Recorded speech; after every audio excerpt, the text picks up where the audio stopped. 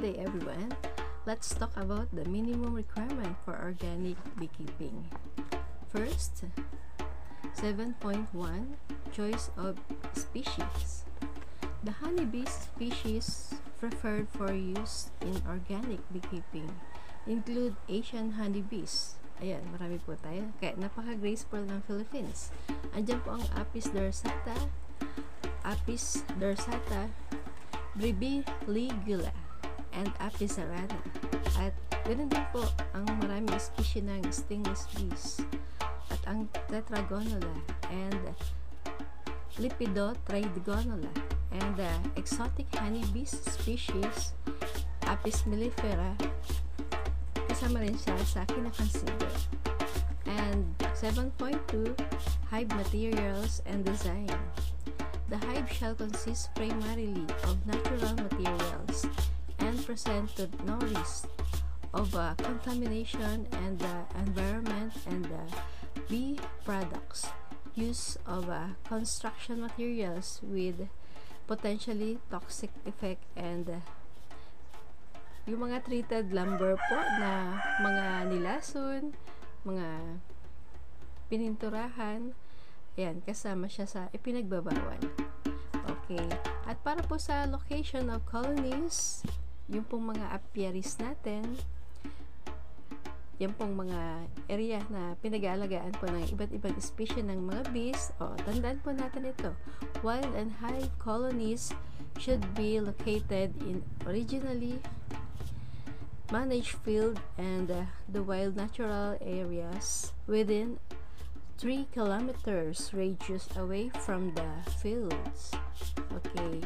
Or other areas where the chemical pesticides are used and GMO crops. Okay, kailangan yung area po at least 3 kilometers radius away, yung layo po or distansya sa mga farm na mga nag-spray at malaki po ang epekto niya sa ating mga alagang mga bee species. And para sa stingless bees, at least 500 meters radius is recommended. Kasi ito po, yung mga food source po ng ating mga bees sa stingless bee ay 500 meter radius.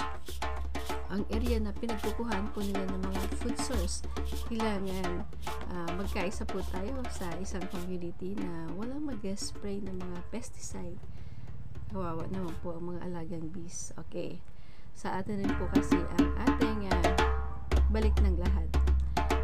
Okay. At 7.3.2, if the hives have migrated to other sites due to the insufficient forage, predation, or the habitat disturbance, the location should be recorded, showing also the dates and the transfers location and the number of colonies. Masulat po tayo ng mga labeling. Okay. At para po sa 7.3.3, nests or wild or feral colonies of honeybees, Apis dorsata, Apis legula, and the stingless bees, kasama po ang tetragonula and the Lepidotrigonula, and they should be identified prior to harvest. Okay, at marami pa po tayong pwedeng pag-usapan about Philippine National Standard about beekeeping. Para po sa 7.3.4, yan, only yellow color na ilaw po ang ating gagamitin sa ating apiary. Only warm yellow colored light bulbs should be used in the apiary sites or the foraging areas. At para po sa 7.4, mutilations and beekeeping and such as the clipping of wings and the queen bees are prohibited. Okay, yan po ang dapat natin tandaan para po sa mga may alaga po ng mga apis. Okay. At sa supplemental feeding, ayan, para po sa mga stingless bee colonies na alaga, no need na kasi tayo po ay maraming food source dito sa probinsya ng Camarines, Norte. The supplemental feeding with honey, pollen, or organic sugar should be done during the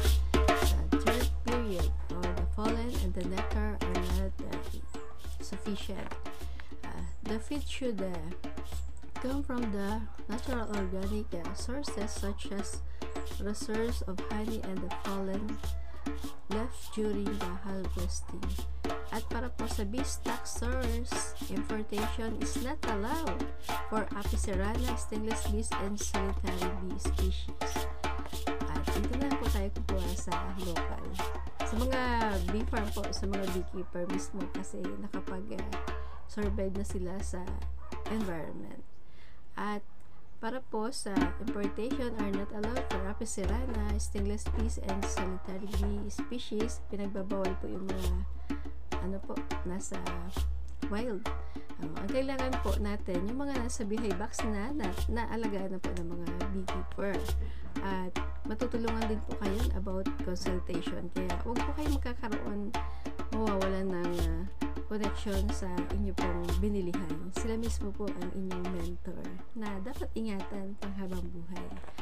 At the starter colonies should be sourced from the apiaries that are free from pests, mites, hive beetles and diseases, American foul bud, European foul bud, and virus diseases, fungal diseases. Importation of Apis mellifera queens may be allowed from the countries with no Africanized honeybee population and the colony collapse disorder. Mahirap po. Kailangan dito na lang po tayo sa local. Kung ano po yung existing na mga nabubuhay ng mga honey bees na nandito sa atin. At 7.7, pest and diseases control, disinfection. Okay. The health and the welfare of the hive shall be primarily achieved by the hygienes and the hive management. Okay, 7.7.2 for pest and diseases control, the following are allowed. Katulad po yung paglilinis ng ating mga beehive box. Ito po yung mga ina-allowed po ng Philippine National Standard for beekeeping. Number 1 po ang lactic acid, formic acid, oxalic acid, acetic acid, sulfur, natural essential oil, menthol, eucalyptus, camphor, and bacillus thuringiensis, and steam defect, and direct flame, and caustic soda for the hive disinfection. At para po sa 7.7.3, colonies infected with American foul brood and should be destroyed through the burning, and the use of antibiotics is prohibited. Pinagbabawal pa rin po paggamit ng mga antibiotics. For the diseases and pest control, the following products may be used. Kasama po ang formic acid, lactic acid, socroxide, and botanicals. Para po sa 7.7.4, cleaning and disinfection should be done using such as blowtorch, flame torch, and the hot water or other mechanical means. Para po sa harvesting ng ating natural honey, the use of chemical synthetic repellent and prohibited during the extraction of beekeeping product. The moisture of content of ripe honey should be from 21 to 23%. Tandaan po yan natin, yung moisture content niya. At least, yung mga ripe honey po ang i-harvest lang natin from 21 to 23%. Okay, kailangan i-check bago po tayo mag-harvest para maiwasan po ang mataas na moisture ng ating honey. At ganoon din po sa apiary conservation and stability, 20% of the honeycomb of store should be reserved and not cut. Huwag po natin i-cut ang ating mga food, and this serve of food reserve of the bees during the third period. Kailangan, meron rin po silang pagkain na naka-imbak. Kaya, huwag po natin silang uubusan. Kailangan, tirahan pa rin po. Inaalala po natin, kailangan po sa 7.9, apiary conservation and stability. Ulitin po natin, 20% of the honeycomb of stores should be reserved or not cut. This reserve of food served for the bees during the third period.